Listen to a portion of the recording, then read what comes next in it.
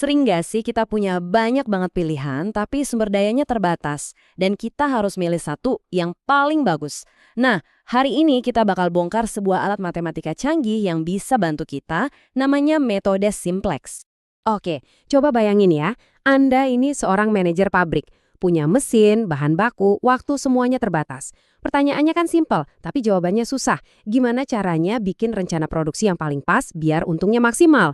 Nah, metode simplex ini emang diciptain buat ngejawab pertanyaan-pertanyaan kayak gini. Nah, ini dia nih medan perang kita. Kita punya dua produk andalan, sebut aja X1 dan X2. Masing-masing ngasih untung yang beda. Tantangannya apa? Cuma ada 3 mesin dan tiap mesin punya batas kapasitasnya sendiri. Udah jelas kan tujuan kita? Cari untung sebesar-besarnya tapi nggak boleh ngelewatin batasan yang ada. Kalau masalahnya cuma 2 variabel, gampang. Tinggal gambar di grafik. Tapi kalau udah banyak begini, grafik udah nggak bisa diandelin. Nah, disinilah metode simplex jadi jagoannya. Anggap aja ini kayak GPS super canggih. Dia bakal nuntun kita langkah demi langkah, ngelewatin labirin pilihan yang rumit buat nemuin jalan paling cepat ke untung maksimal. Jadi intinya apa sih metode simplex itu? Gampangnya, ini tuh kayak resep yang udah pasti berhasil. Ada langkah-langkahnya yang jelas, yang kalau kita ikutin, dijamin deh bakal ketemu jawaban terbaik. Nggak ada lagi tuh yang namanya tebak-tebakan. Oke, ini dia peta perjalanan kita hari ini. Kita akan lalui langkah-langkah ini bareng-bareng buat mecahin masalah tadi. Oke, langkah pertama. Kita harus terjemahin dulu nih cerita bisnis kita tadi ke dalam bahasa matematika. Kenapa? Biar si metode simplex ini ngerti apa yang kita mau. Kita mulai dari tujuan utamanya ya, yaitu memaksimalkan laba. Kita sebut aja Z. Nah, persamaannya kita ubah dikit, semua variabelnya kita pindahin ke satu sisi, jadi sama dengan 0. Ini cuma langkah teknis aja sih. Tujuannya biar nanti semua info, baik itu tujuan laba atau batasan produksi, bisa masuk rapi ke dalam satu tabel.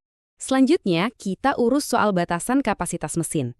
Masalahnya kan kapasitas mesin itu ditulisnya kurang dari atau sama dengan. Biar jadi persamaan yang pasti, yaitu sama dengan, kita tambahin sesuatu yang namanya variabel slack. Gampangnya gini, variabel slack ini ibarat sisa kapasitas yang nggak kepakai. Misalnya mesin A kapasitasnya 10, tapi kita cuma pakai 8, nah slack atau sisanya itu 2. Nah, dengan nambahin variabel slack S1, S2, dan S3 di tiap batasan, sekarang semua aturan kurang dari tadi udah berubah jadi persamaan sama dengan yang jelas. Sip, semua potongan puzzle-nya udah siap, sekarang tinggal kita susun. Karena semua persamaannya udah siap, sekarang waktunya kita masukin semuanya ke pusat kendali kita, tabel simplex yang pertama. Oke, sebelum kita masukin angka-angkanya, kita lihat dulu struktur dasarnya. Setiap tabel simplex itu formatnya selalu begini. Baris paling atas itu buat tujuan kita, yaitu laba. Terus baris-baris di bawahnya itu buat setiap batasan mesin. Kolom-kolomnya ya buat semua variabel kita, termasuk si variabel slack tadi. Nah, ini dia tabel awal untuk kasus kita. Coba perhatiin ya, di baris Z, baris tujuan kita, angkanya ada yang negatif. Terus setiap batasan S1, S2, S3 punya barisnya masing-masing, ini titik start kita. Kondisi di mana kita belum produksi apa-apa, makanya labanya masih 0. Dari sinilah petualangan optimisasi kita dimulai. Oke, tabelnya udah jadi. Sekarang saatnya beraksi. Pertanyaan pertama, kita harus mulai dari mana nih biar labanya naik? Kita butuh langkah strategis pertama. Aturannya gampang banget. Cari aja potensi keuntungan yang paling gede. Di tabel ini, artinya kita cari angka yang paling negatif di baris Z. Kenapa kok yang negatif? Soalnya dalam format tabel ini, angka negatif itu justru nandain variabel mana yang bakal ngasih kenaikan laba paling tinggi kalau kita mulai produksi. Di kasus kita ini, angka yang paling negatif itu kan minus 20 yang ada di kolom X2. Ini ngasih tahu kita, hey, kalau mau untung cepet naik, fokus ke produk X2. Makanya, kolom X2 ini kita sebut kolom kunci. Oke, kita udah tahu apa yang mau dibikin, yaitu X2. Pertanyaan selanjutnya, berapa banyak kita bisa bikin? Kan nggak bisa sebanyak-banyaknya, ada batasan mesin. Nah, buat cari tahu mesin mana yang bakal mentok duluan, kita perlu hitung yang namanya indeks.